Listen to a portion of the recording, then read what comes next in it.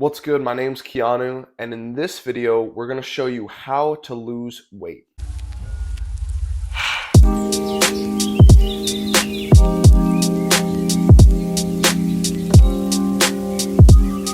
If the mind is willing to lose weight, the body is able to lose weight. There are key components in weight loss, and it doesn't have to just do with physical activity. There's also the mental state and the emotional state on top of the physical state. Probably the most important thing to losing weight is actually having discipline. To do anything in life, you need discipline. Discipline is not created out of thin air, okay? It is built. So you need to build it, and I'm going to tell you how. To build it, you need to set out goals and actually complete the goals. Make it a priority. Make sure it gets done. No ifs, ands, or buts. What annoys me is when people want to do things, but don't want things to do them. Even if your discipline is bad, it can get better with practice. So let's say you struggle with going to the gym consistently, but you can go twice in a week. Okay, next week, set out to do 3 times a week, and then actually complete it. And then once you've completed that, do 4 the next week. And then you've completed that, and so on and so on. You know, that's an example of just building up discipline. And when you do that, you're building up confidence. And so discipline correlates with confidence. And when you become confident in your ability to do things, you can believe that you have it in you to actually achieve things. A lot of the times people ask, how do I find that motivation? But if they were to fully believe that they had the ability to change, that would be their motivation. That would be their discipline. Because if they fully believed that they weren't, weak and, they could actually do it, they would do it. And so you need to build that discipline and build that confidence, and that will be your motivation. And the lack of a strong mindset creates a poor foundation. And poor foundations crumble eventually. The preparation that goes into losing weight is one of the biggest keys to actually changing the number on that scale. So you need to prepare and put in time into dieting. To do this, search up a calorie mains calculator, put in your metrics and activity level, and find the amount of calories that you need to eat to lose weight. You don't need a fancy diet, you just need a caloric deficit. Burn more calories than you intake. Just a nice diet with some meat, chicken, fish, some carbs, some fat, veggies, and you're literally ripping it. Once you have found your caloric intake of your liking, you're going to want to hit that caloric goal. To do this, you must track calories. Now, tracking calories can be a huge headache. So what I personally did was I tracked my calories for 2 to 4 weeks to get an understanding of all the foods and the calories that they held. Now that I was comfortable with roughly knowing all the foods that I was eating and their calories, I was able to split it up to meet my caloric intake. So for instance, mine was 3,000 calories. So I split it up between 3 meals and a snack. So I split it up into 800 calories for each meal and 600 calories for any snacks that I had.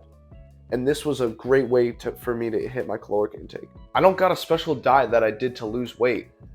And yes, it could definitely help. I tried keto and I tried the Atkins diet for the past 3 months, and they definitely helped me to eat healthier, but it doesn't change the number on the scale any more better than a normal diet. And you just don't want a dirty cut, which is eating like very unhealthy, eating like shit,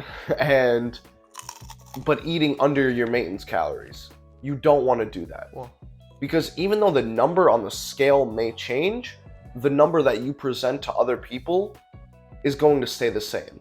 So from 235 to 215, when I lost that amount of weight, around there, I did that. And I still looked 235 at 215 because I ate bad.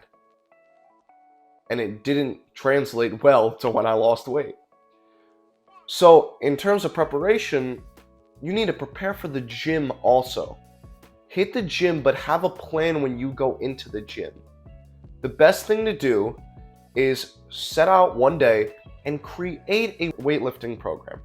Okay, so let's say you want to create, let's say, an 8-week lifting program.